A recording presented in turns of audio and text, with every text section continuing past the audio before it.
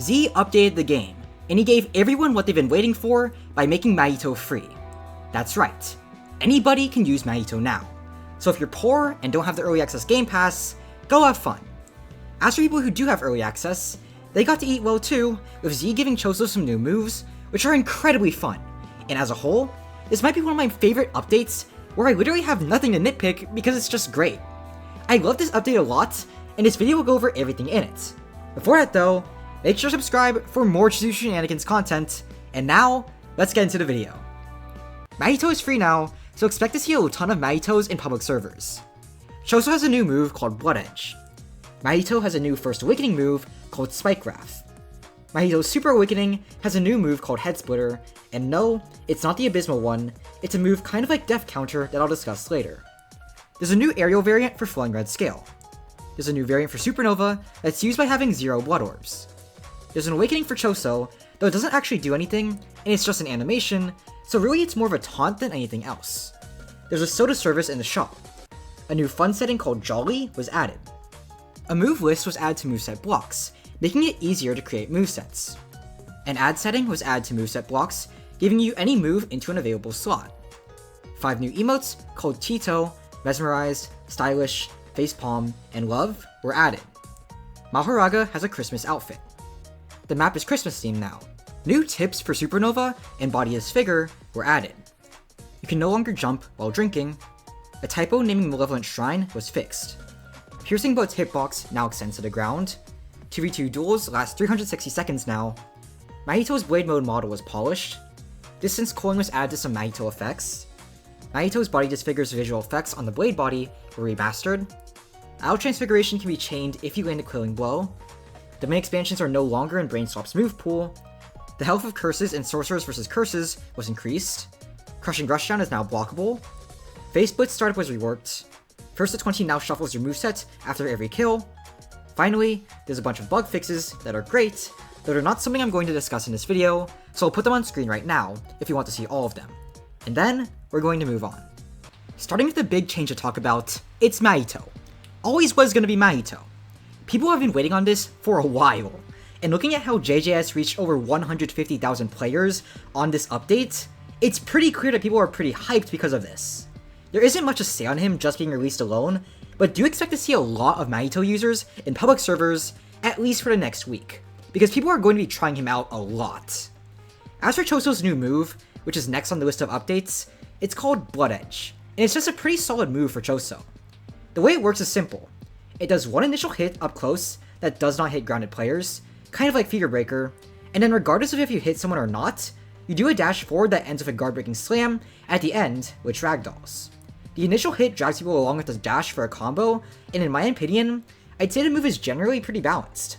It serves as a good combo starter and extender for Choso, because you can lead into his other moves with it, and because of the guard-breaking dash part, you can use it for neutral.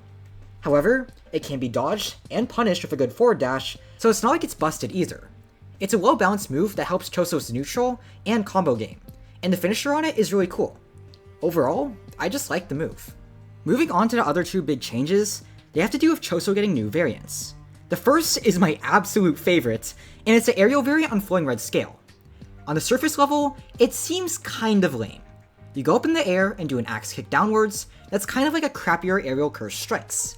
However, that's just what you see on the surface, because if you have one blood orb, you leave down a static supernova orb that stays in the spot where you used a move, and can be detonated whenever you want. It also doesn't disappear when being hit, and since it functions like a normal supernova orb, it can be used whenever you want. What this means is a lot. First, it can be used to set up plenty of great combos and grab a ton of damage, like this hilarious piercing blood combo I created, so that's already a big positive. However, beyond just that, it can work as evasive because you can detonate the orb when someone's hitting you to force them to stop, getting you out of a combo at the cost of dealing a little bit of self-damage as long as you are hit on top of your supernova orb. It can also work as a normal supernova orb that stops people from approaching you recklessly, and also doesn't move with you, meaning you have a lot more range from where you can detonate it from. Finally, you can launch yourself with that supernova orb, and while it deals self-damage, it gives you a lot of mobility that can dodge practically anything in the game or send you towards someone the combo starts. And while it's probably not a tech you're going to rely on with Choso, it's still an option that's genuinely helpful and a lot of fun to use. This move is just so amazing because of how much you can do with that static blood orb, and man, it's great. I really love this move. Normally I don't glaze this much, but this move single-handedly made Choso so much more fun for me to use because of how much dumb stuff you can do with it. Thanks, Z. As for the final important change to Choso, no, I'm not going to talk on the Awakening in this video because it means practically nothing right now. He has a variant on Supernova, and it's a counter I've sort of expected. The way it works is that if you have no convergence orbs at all, you can do a counter that will knock your opponent away and instantly charge up your convergence orbs. It's actually a really great move, and I like the way he designed it. It gives you a way to counter overly aggressive playstyles when you're in your weak state where you normally have nothing to do that with. And while you can't use it when you have convergence orbs, you don't need to because you're already strong enough to fight that playstyle without a counter. It's well designed in my opinion, so again, good job, Z. Now, let's talk about Mahito, specifically his two new moves. I'll start with Spike Graph. This move is practically just a free combo starter when you break it down to its core, which is fine in my opinion. It has a small startup that's usually not going to be interrupted unless you use it right in someone's face for some reason. And after that startup, you start moving around with a huge AoE that grabs anyone even remotely close to you before ragdolling them at the end. A good way to look at it is like Heart Piercer, but if you heavily nerfed the damage and then made it unavoidable. Now, you can interrupt it with projectiles, but the AoE is big enough that there aren't a lot of projectiles that can hit the mass before they get hit. The move can hit multiple people at once, so it can help with fighting teamers, and to balance it out, it has relatively low damage.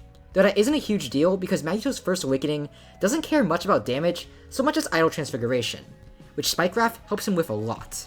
It's a solid move, and I don't have much to say about it besides that it's pretty strong. As for Mahito's new Super Awakening move, called Head Splitter, wow. It's a counter with the same animation as Mahito's block, and its Manji kick dialed up to 100. Landing it deals 100 damage to whoever it hits, which is an instant kill on everybody except Mahoraga. It counters everything that Manji kick can counter, and an interesting note is that it has the same function as World Slash, meaning that if someone stands by the person being countered for whatever reason, they can actually reduce the damage and help the person getting countered survive. It's really niche, only applies to team fights, and has no functionality in a 1v1, but it is an interesting thing to note. The counter itself applies a lot of pressure in any Mahito fight, because if someone tries to fight Mahito, they have to play around that counter. They have to constantly try baiting the counter out, because if they slip up and have just one of their attacks predicted, they're dead, especially with awakening attacks, which are pretty susceptible to being countered. Add to that the fact that Mahito's block animation is the same as his counter, and you can probably fake counter people, which makes it even stronger. It's a very strong move for sure. Now, to talk on balance changes, the one that's just objectively good is Piercing Blood's hitbox extending to the floor. It was always supposed to hit Ragdoll, but sometimes if you broke terrain, the move would just straight up miss because the hitbox didn't go far down. With this change, it's a lot more consistent, and there's zero complaints here. Just praise. As for idle Transfiguration chaining, it's nice, though nothing too huge. You can only chain it on a killing blow, meaning that even against teamers, they can simply have someone who isn't marked take a hit, and you'll never be able to chain. However, it still does help a little bit. Crushing Rushdown is also made blockable, and honestly, I think this change is fine. You can't really hold block constantly against Mahito because of face splits, and Crushing Rushdown has virtually no startup, meaning that the only way you can counter it is to predict block. It gives the move counterplay, but it doesn't make it useless either, and that's a good spot for it to be in.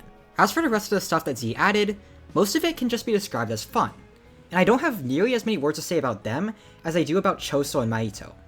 Mahoraga's Festive Fit is funny, the Jolly setting looks nice, the quality of life changes for moveset blocks are going to be great for all of the people who make custom movesets, and the Soda Surface is also nice quality of life.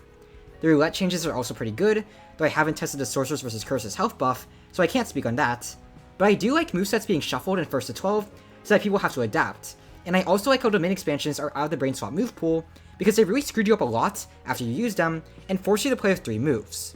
They're good changes, nothing else to add. As a whole, this update's amazing.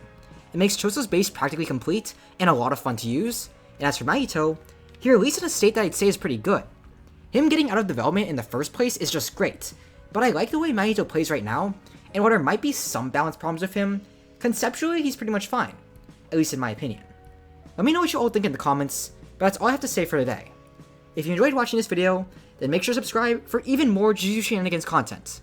I'm Eternally, thanks for watching, and have a good day. Bye.